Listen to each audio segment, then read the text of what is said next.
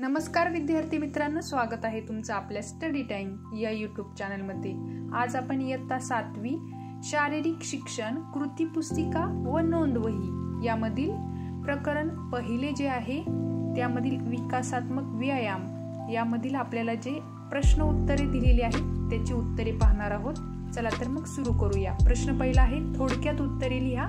शारीरिक शिक्षणाची आवश्यकता का आहे? आणि याचं उत्तर आहे, उत्तम आरोग्य असलेली व्यक्ती कोणतेही काम सहज, चटकन आणि चांगल्या प्रकारे करू शकते। उत्तम आरोग्याची ही रुजवात शालेय स्तरापासून व्हावी म्हणून शारीरिक शिक्षणाची आवश्यकता आहे।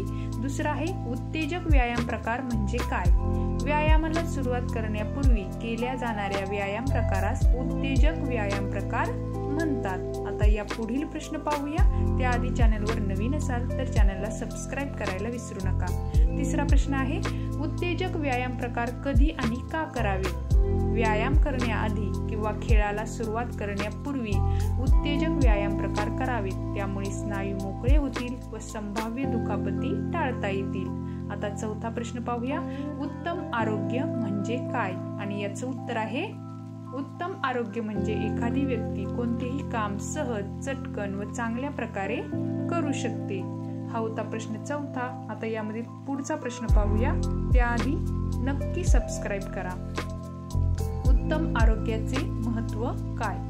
आणि याचं उत्तर पाहूया, उत्तम आरोग्य असलेली व्यक्ती कोणतेही काम सहज करू शकते। अशी व्यक्ती नेहमी आशावादी असते आणि जीवनात प्रयत्नशील व कार्यमग्न राहते।